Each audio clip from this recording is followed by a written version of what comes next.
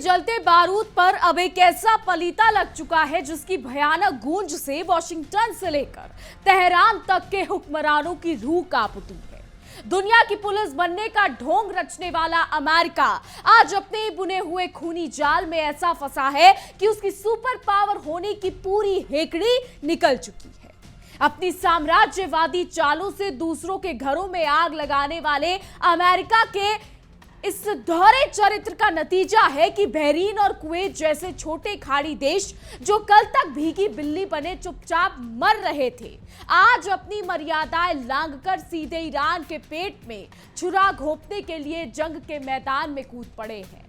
दूध का जला छाछ भी फूंक फूंक कर पीता है, लेकिन अमेरिका की खोखली शय और सुरक्षा के नाम पर मिले धोखे के बाद इन मुल्कों ने तय कर लिया है कि वो तेहरान की दादागिरी के आगे अब घुटने नहीं टेकेंगे।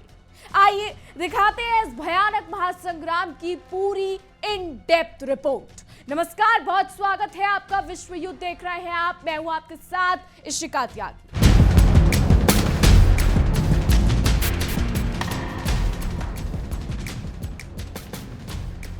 खाड़ी के सुलगते अंगारों के बीच अब एक ऐसी विनाशकारी आग भड़क चुकी है जिसकी भयानक लपटें पूरे मिडिल ईस्ट को राख में तब्दील करने के लिए उतर आई हैं। दुनिया के सबसे बड़े चौधरी और स्वयंभू ठेकेदार अमेरिका का असली चेहरा आज एक बार फिर पूरी दुनिया के सामने बेनकाब हो चुका है।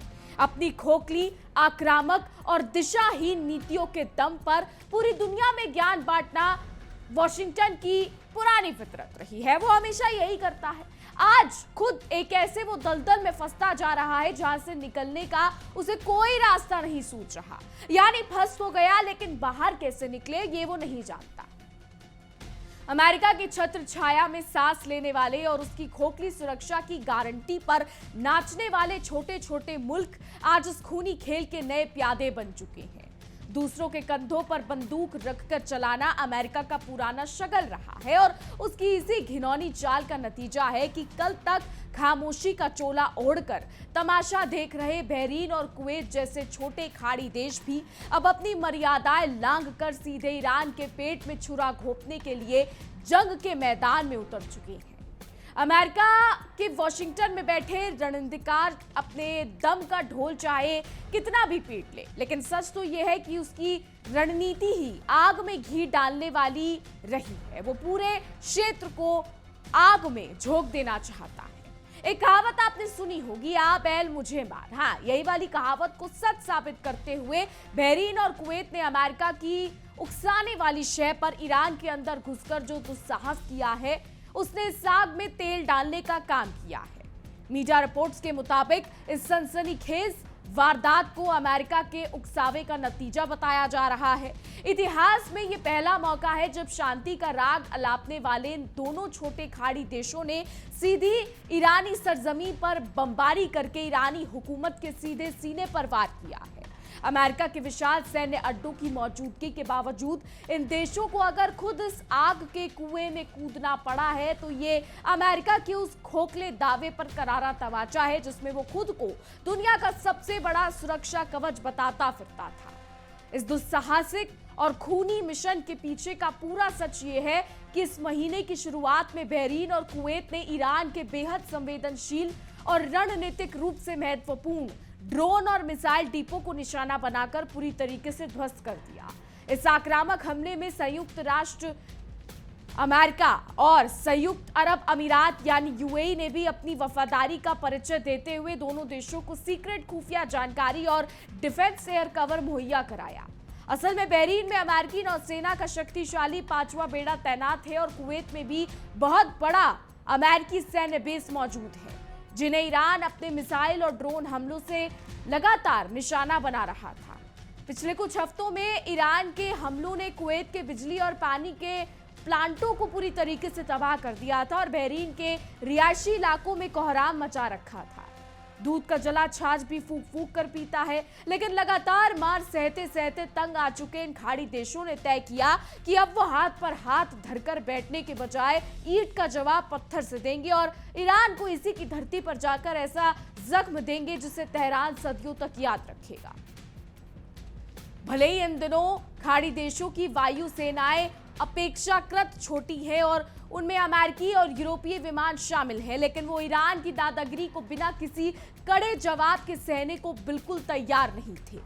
दूसरी तरफ सऊदी अरब, जो जंग की शुरुआत में यूएई के साथ मिलकर ईरान पर सीधे बम बरसा रहा था, अब माहौल की नजाकत को भांपकर अपनी रणनीति पर दोबारा विचार कर रहा है और फूंक फूंक कर कदम रख रहा है। लेकिन बहरीन और कुवैत जैसे शांत देशों का सीधे इस बारूद के ढेर पर कूदना यह साफ दिखाता है कि पूरा खाड़ी क्षेत्र अब तेहरान के खिलाफ एक आक्रामक मोर्चे में तब्दील हो चुका है।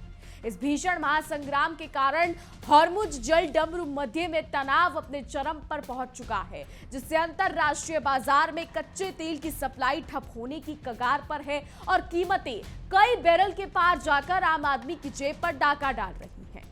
अब इस जलते हुए माहौल के बीच आपको बता दें, सऊदी के नेतृत्व वाले गठबंधन ने भी यमन के बंदरगाह शहर में ईरान समर्थित हूती विद्रोहियों के सैन्य ठिकानों पर विनाशकारी हवाई हमले करके एक और नया मोर्चा खोल दिया है। जी हां, ये हमले लाल सागर में सऊदी के जहाजों पर हूतियों द्वारा किए गए हमलों के सीधे जवाब में किए गए हैं, जिसकी पुष्टि करते हुए सऊदी गठबंधन के प्रवक्ता मेजर जनरल एक्स पर साफ कह रहे हैं कि उन्होंने आतंकवादी हूती मिलिशिया के वैध सैन्य ठिकानों के खिलाफ पूरी तरीके से जायज और आक्रामक सैन्य कार्रवाई की है।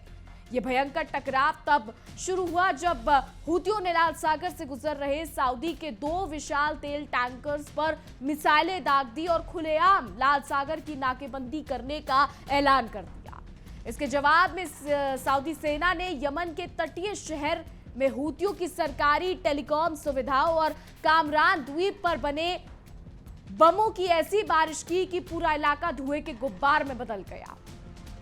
हालांकि गठबंधन सेना के प्रवक्ता अल मल्की का दावा है कि यमन के सभी प्रमुख बंदरगाह और समुद्री रास्ते कमर्शियल जहाजों के लिए खुले हुए हैं और उन्होंने सिविल एयरपोर्ट्स को कोई नुकसान नहीं पहुंचाया। लेकिन धरातल पर हकीकत यह है कि साल 2022 के शांति समझौते के बाद से शांत पड़ा यमन अब एक बार फिर से भयंकर जंग की लपटों में घिर चुका है। आखिरकार अमेरिका की उस घिनौनी चाल का नतीजा सबके सामने है, जहां वो दुनिया को सुधारने का झूठा नाटक रचता है, जबकि खुद अंदर से पूरी तरीके से खोखला हो चुका है। घर में नहीं दाने और अम्मा चली भुनाने, ये कहावत आज अमेरिका की कमजोर और लाचार कूटनीति पर बिल्कुल सटीक बैठती है। अपनी सुपर पावर की खोखली धोस जमाने के चक्कर में वॉशिंगटन ने पूरे मिडिल ईस्ट को एक ऐसी खूनी भट्टी में धकेल दिया है जहां खाड़ी देशों की कठपुतलियां जल रही हैं और अमेरिका की बची कुची साख इस बारूद के धुएं में हमेशा हमेशा के लिए दफन होती नजर आ रही है। तो बहरीन और कुवैत का ये अचानक उभरा आक्रामक रूप देखकर तेहरान के सैन्य गलियारों में भी खलबली मच गई है, क्योंकि ईरान ने कभी सपने में भी नहीं सोचा था कि अमेरिका के साए में रहने वाले ये छोटे छोटे मुल्क उस पर सीधा हमला करने की हिम्मत जुटा पाएंगे। लेकिन पानी जब सिर से ऊपर गुजर जाता है तो लाचार इंसान भी अपने वजूद को बचाने के लिए जान पर खेल जाता है। कुवैत और बहरीन के रणनीतिकारों ने भली भांति समझ लिया था कि अगर वो यूं ही हाथ पर हाथ धरकर बैठे रहे तो ईरान की मिसाइलें उनके बुनियादी ढांचे को पूरी तरीके से नेस्तनाबूद कर देंगी। इसलिए अमेरिका के भरोसे अपनी किस्मत छोड़ने के बजाय उन्होंने सीधे ईरानी ठिकानों को ही निशाना बनाने का जोखिम भरा रास्ता चुना। दोस्तों, अमेरिका की साम्राज्यवादी फितरत का इतिहास गवाह है कि वो जहां भी अपने पांव पसारता है वहां शांति का मसीहा बनने का नाटक रचते हुए सिर्फ बर्बादी का बीज बोता है। इस पूरे संकट में भी वॉशिंगटन की धौरी चाल साफ नजर आ रही है। एक तरफ वो खाड़ी देशों को अपने हथियारों का खरीदार बनाकर अरबों डॉलर ऐंठ रहा है, तो दूसरी तरफ जब संकट की घड़ी आती है तो अपने बेस में दुबक कर तमाशा देखता है। मीठा मीठा गप और कड़वा कड़वा थू करने वाली अमेरिका की इस नीति को खाड़ी के नेता अब भली भांति समझने लगे हैं, लेकिन दुर्भाग्य से वो अब ऐसे मोड़ पर आ खड़े हैं जहां से पीछे हटने का मतलब अपनी पूरी संप्रभुता को ईरान के हवाले कर देना होगा। संयुक्त अरब अमीरात यानी यूएई द्वारा इस गुप्त ऑपरेशन में दिए गए खुफिया इनपुट और हवाई सुरक्षा ने इस जंग का पूरा भूगोल ही बदल कर रख दिया है। यूएई ने इस मिशन को जो डिफेंसिव एयर कवर दिया, उससे ये साबित हो गया है कि अरब मुल्क अब सिर्फ अमेरिका के इशारों पर नाचने वाली कठपुतलियां बनकर नहीं रहना चाहते, बल्कि वो आपस में गठबंधन बनाकर अपनी सुरक्षा खुद करने की ताकत जुटा रही है। ये क्षेत्रीय एकजुटता ईरान के लिए एक बहुत बड़ी चुनौती बनकर उभरी है, क्योंकि अब तक तेहरान यही मानकर चल रहा था कि खाड़ी के देश बिखरे हुए हैं और वो अमेरिकी छतरी के बिना एक कदम आगे नहीं बढ़ सकते। दूसरी ओर सऊदी की मौजूदा रणनीति को देखकर ये साफ अंदाजा लगाया जा सकता है कि रियाद बेहद सोच समझकर और फूक फूक कर कदम रख रहा है। सऊदी अच्छे से जानता है कि अगर उसने इस मोड़ पर जरा सी भी उतावली दिखाई तो 2022 के बाद से यमन सीमा पर जो थोड़ी बहुत शांति स्थापित हुई थी वो हमेशा के लिए खत्म हो जाएगी। इसलिए एक तरफ जहां बहरीन और कुवैत सीधे तेहरान से सींग लड़ा रहे हैं, वहीं सऊदी फिलहाल यमन के हूती विद्रोहियों तक ही अपनी कार्रवाई को सीमित रखकर इस बड़े क्षेत्रीय युद्ध में सीधे घसीटे जाने से खुद को बचाने की नाकाम कोशिश कर रहा है। लाल सागर का इलाका अब एक ऐसे बारूदी रास्ते में तब्दील हो चुका है जहां से गुजरने वाले हर मर्चेंट शिप पर मौत का साया मंडरा रहा है। यमन के हूती विद्रोहियों ने जिस तरीके से सऊदी के 2 विशाल तेल टैंकरों पर हमला करके नाकेबंदी का ऐलान किया, उसने वैश्विक अर्थव्यवस्था की कमर तोड़कर रख दी है। हूतियों के इस आक्रामक कदम के पीछे भी ईरान का ही दिमाग माना जा रहा है, जो ये चाहता है कि अगर उस पर कोई आंच आती है तो वो पूरे लाल सागर और फारस की खाड़ी के समुद्री रास्तों को जाम करके दुनिया भर में तेल का संकट पैदा कर दे और पश्चिमी देशों की अर्थव्यवस्था को घुटनों पर ला दे। सऊदी अरब के नेतृत्व वाले गठबंधन द्वारा यमन के तटीय शहर और कामरान द्वीप पर किए गए भीषण हवाई हमलों ने हूतियों के उन मंसूबों को करारा जवाब दिया है जो लाल सागर पर अपना एक छत्र राज कायम करना चाहते थे। बता दें आपको, मेजर जनरल अल मल्की के बयानों से ये साफ झलकता है कि सऊदी गठबंधन अब हूतियों की ब्लैकमेलिंग को बर्दाश्त करने के मूड में बिल्कुल नहीं है, लेकिन इसके बावजूद हूतियों का अल मसीरा नेटवर्क जिस तरह से सऊदी हमलों के घाव को भुनाकर यमनी आवाम में सऊदी विरोधी जहर घोर रहा है, उससे ये साफ है कि आने वाले दिनों में ये गृहयुद्ध और भी ज्यादा खूनी और भयानक रूप इख्तियार करने वाला है। आपको बता दें, बंदरगाह और सरकारी टेलीकॉम सुविधाओं पर हुए हमलों ने यमन की पहले से ही बदहाल जनता के लिए जीवन जीना और भी दूभर कर दिया है।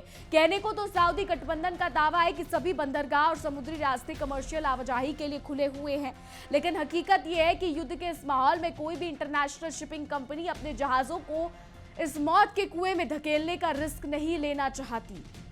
नतीजा ये है कि माल भाड़ा और बीमे की दरें आसमान छू रही हैं, जिससे दुनिया भर में सप्लाई चेन का ढांचा पूरी तरीके से चरमरा गया है और महंगाई की मार आम जनता को झेलनी पड़ रही है। इस पूरे घटनाक्रम ने दुनिया भर के ऊर्जा बाजारों में तबाही मचा दी है, जहां कच्चे तेल की कीमतें कई प्रति बैरल के आंकड़े को पार कर चुकी हैं। हॉर्मुज और लाल सागर दोनों ही वैश्विक व्यापार की वो मुख्य नसें हैं जिनके कटने का मतलब पूरी दुनिया की अर्थव्यवस्था का वेंटिलेटर पर आ जाना है।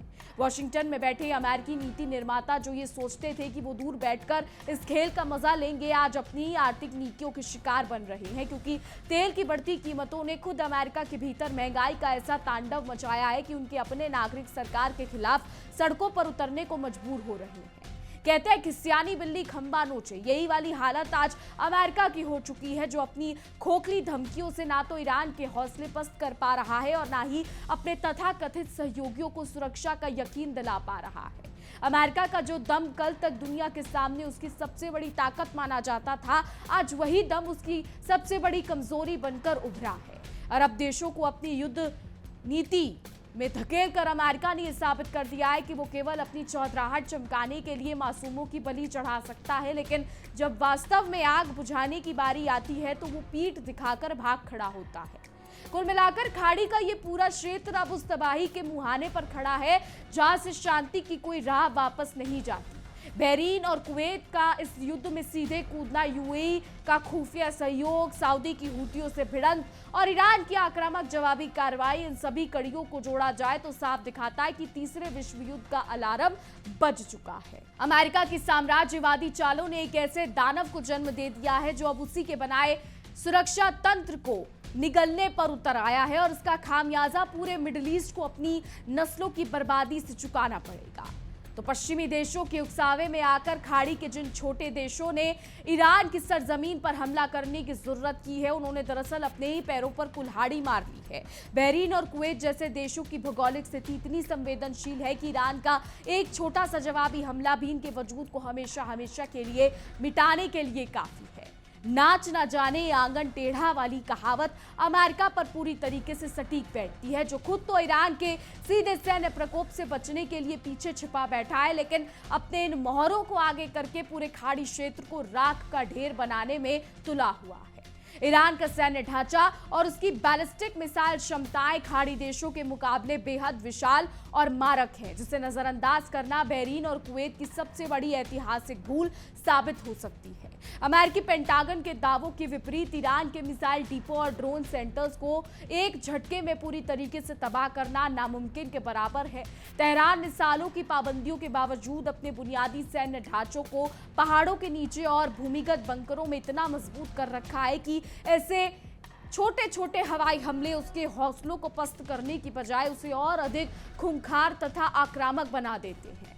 अमेरिका की रणनीति हमेशा से यही रही है कि आपस में लड़ाओ और अपना उल्लू सीधा करो। मिडिल ईस्ट में फैले तेल के असीमित संसाधनों पर अपनी गिद्ध दृष्टि जमाए रखने के लिए वाशिंगटन ने सालों से शिया और सुन्नी के मतभेदों को हवा दी है।